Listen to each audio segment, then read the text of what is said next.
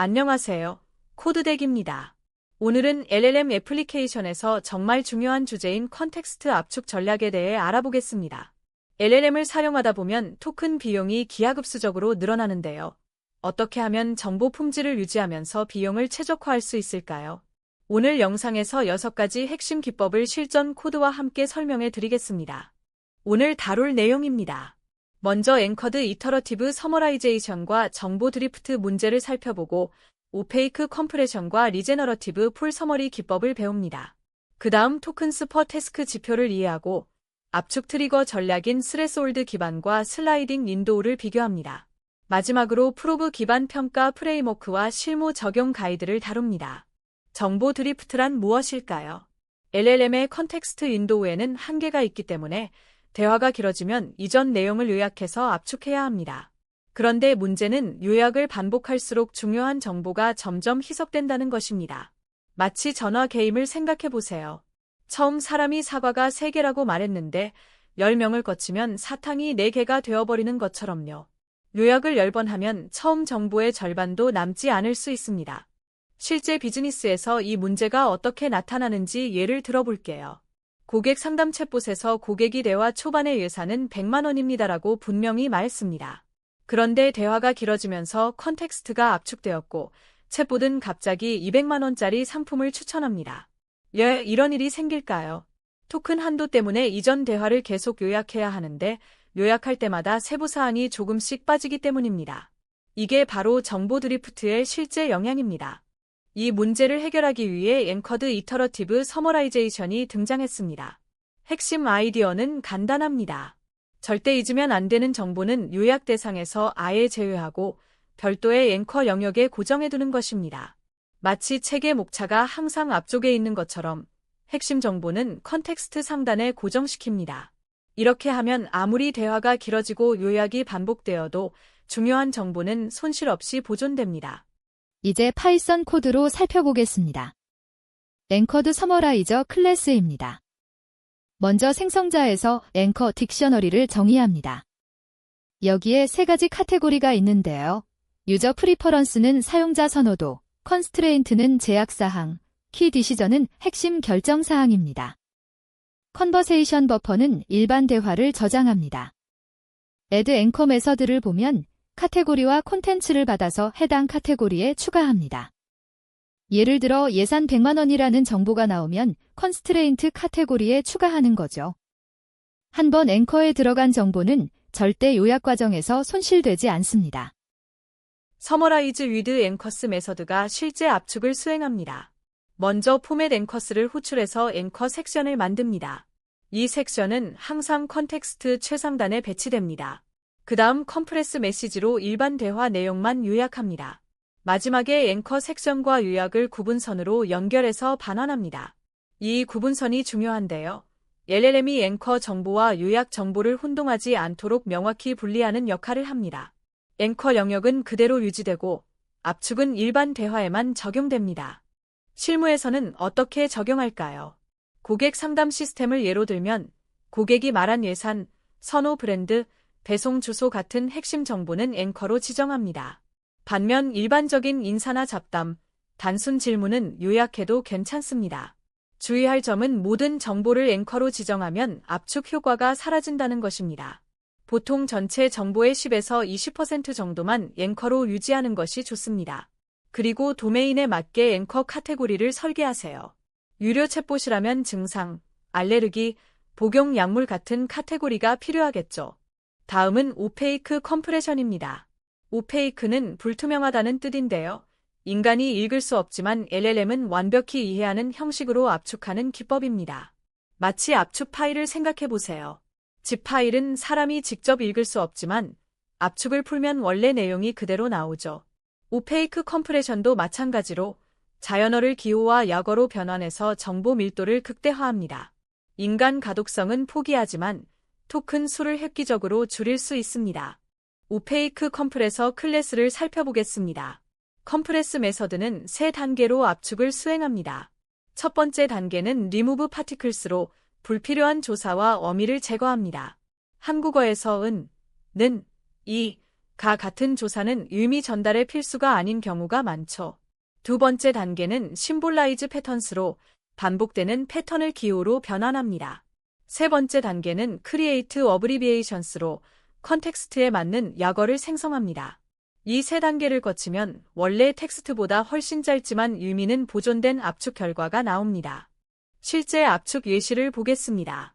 원본 문장이 사용자가 예산 100만 원으로 노트북 구매를 원합니다라면 오페이크 압축 후에는 뮤:버짓 100M/want 랩탑이 됩니다.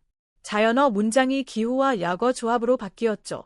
토큰 수가 대폭 줄어들었지만 LLM에게 이 형식의 의미를 설명해주면 완벽히 이해합니다. 같은 의미를 훨씬 적은 토큰으로 표현할 수 있어서 API 비용을 크게 절감할 수 있습니다.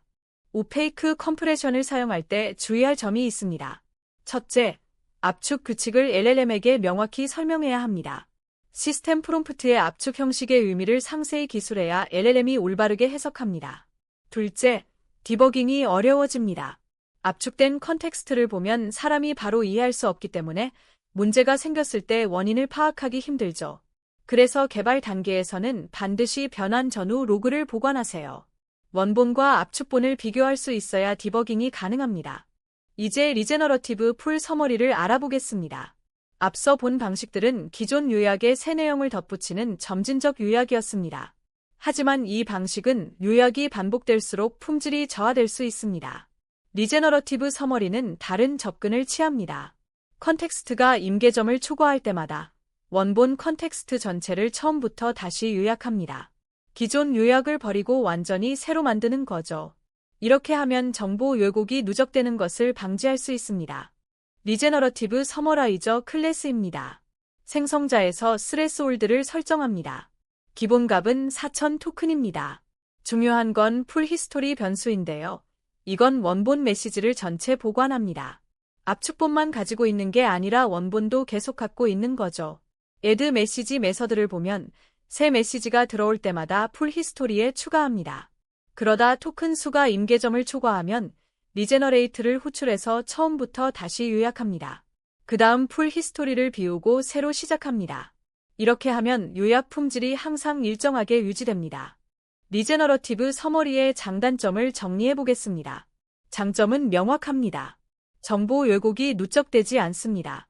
매번 원본에서 새로 요약하기 때문에 요약 품질이 일관되게 유지됩니다.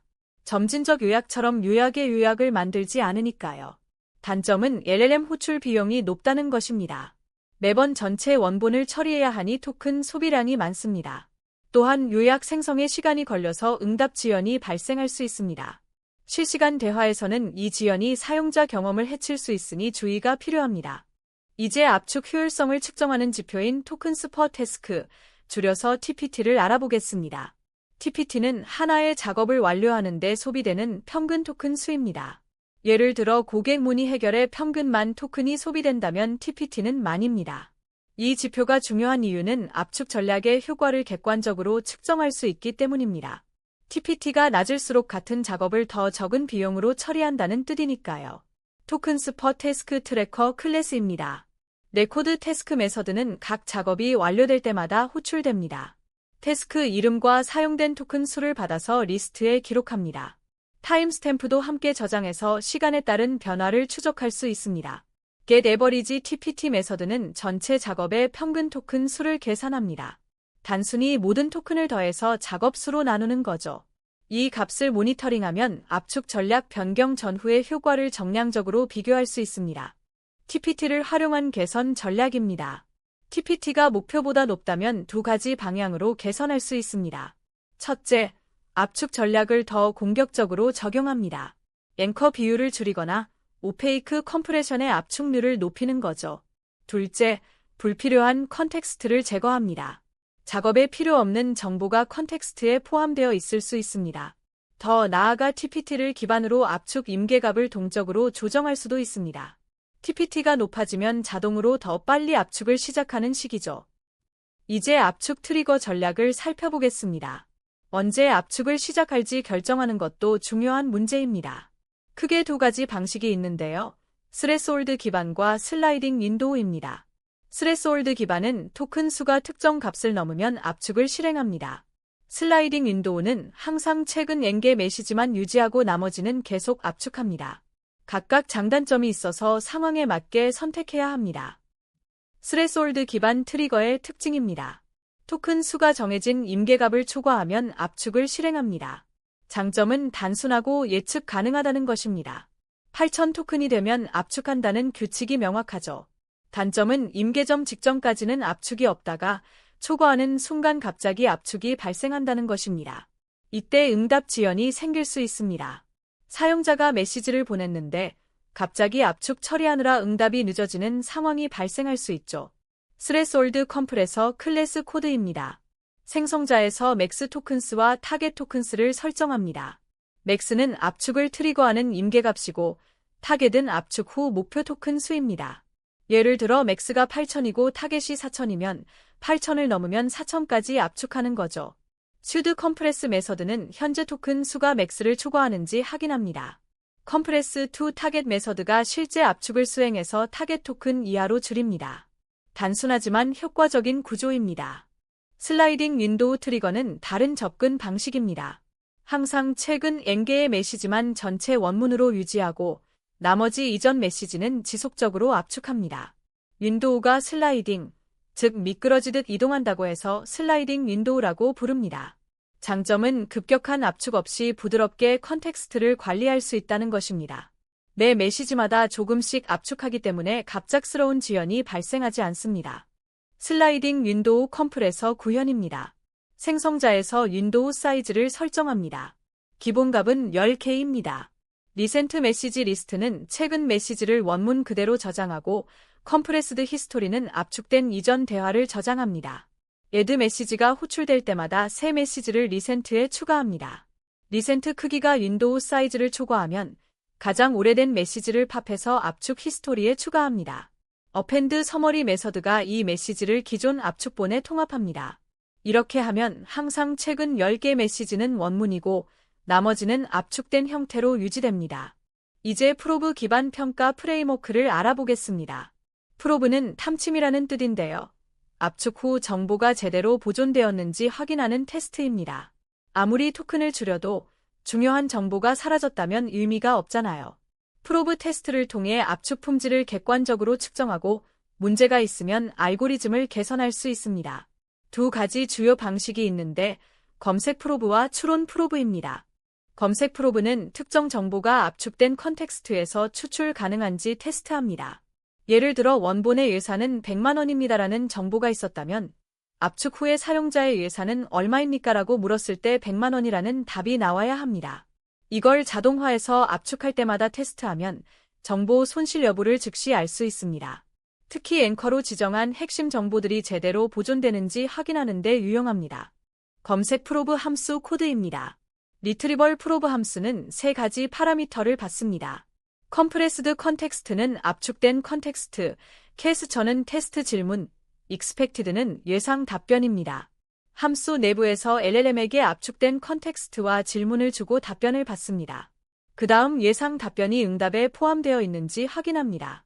소문자로 변환해서 비교하니까 대소문자 차이는 무시됩니다. 사용 예시를 보면 압축된 컨텍스트에 사용자의 예산은이라고 물어서 100만 원이 포함되는지 확인합니다. 추론 프로브는 한 단계 더 나아갑니다. 단순히 정보 추출이 아니라 여러 정보를 조합해서 추론이 가능한지 테스트합니다. 예를 들어 사용자 예산이 100만 원이고 선호 브랜드가 애플이라는 두 정보가 있다면 이 정보들을 조합해서 적절한 맥북 모델을 추천할 수 있어야 합니다. 실제 태스크 수행 능력을 테스트하는 것이죠. 정보가 있어도 조합해서 활용하지 못하면 의미가 없으니까요. 리즈닝 프로브 함수입니다. 컴프레스드 컨텍스트와 태스크, 그리고 크라이테리아 리스트를 받습니다. 크라이테리아는 응답에 포함되어야 할 키워드나 조건들입니다. LLM에게 압축된 컨텍스트와 태스크를 주고 응답을 받습니다. 그 다음 각 크라이테리아가 응답에 포함되어 있는지 확인하고 포함된 비율을 점수로 반환합니다. 예를 들어 5개 조건 중 4개가 충족되면 0.8, 즉 80% 점수가 됩니다. 이 점수로 압축 품질을 정량적으로 평가할 수 있습니다. 프로브 기반 평가를 실무에 적용하는 팁입니다. 첫째, CI/CD 파이프라인에 프로브 테스트를 통합하세요. 코드 변경이나 압축 알고리즘 수정 시 자동으로 품질 검증이 됩니다. 프로브 점수가 일정 수준 이하로 떨어지면 배포를 막을 수 있죠. 둘째, 도메인별로 중요 정보 유형에 맞는 프로브를 설계하세요. 쇼핑몰이라면 가격, 배송, 사이즈 정보에 대한 프로브가 필요하고, 유료 서비스라면 증상, 약물, 알레르기 정보에 대한 프로브가 필요합니다. 압축 전략을 어떻게 선택해야 할까요? 정리해드리겠습니다. 정보 보존이 최우선이라면 엔커드 서머라이제이션을 선택하세요. 핵심 정보가 절대 손실되면 안 되는 경우, 예를 들어 법률 상담이나 유료 서비스에 적합합니다. 토큰 절약이 최우선이라면 오페이크 컴프레션을 선택하세요. API 비용이 중요하고 디버깅 복잡도를 감수할 수 있다면요. 품질 일관성이 중요하다면 리제너러티브 서머리를 선택하세요. 요약 품질이 들쭉날쭉해서는 안 되는 경우에 적합합니다. 마지막으로 실무 적용 종합 가이드입니다. 첫 단계로 현재 시스템의 TPT를 측정하세요. 기준점이 있어야 개선을 확인할 수 있습니다. 두 번째로 목표 TPT를 설정합니다. 비용 목표에서 역산해서 정하면 됩니다. 세 번째로 적절한 압축 전략을 적용합니다. 앞서 설명한 기준에 따라 선택하세요. 네 번째로 프로브 테스트로 품질을 검증합니다. TPT는 낮아졌는데 품질도 떨어졌다면 의미가 없으니까요. 마지막으로 지속적으로 모니터링하고 최적화합니다. 한 번에 완벽한 설정을 찾기는 어렵습니다. 오늘은 컨텍스트 압축 전략에 대해 알아보았습니다. 엔커드 서머라이제이션으로 핵심 정보를 보존하고 오페이크 컴프레션으로 토큰을 절약하고 리제너러티브 서머리로 품질을 유지하세요. TPT 지표로 효율성을 측정하고 적절한 트리거 전략을 선택한 후 프로브로 품질을 검증하면 됩니다. 다음 영상에서 또 유익한 내용으로 찾아뵙겠습니다. 시청해주셔서 감사합니다.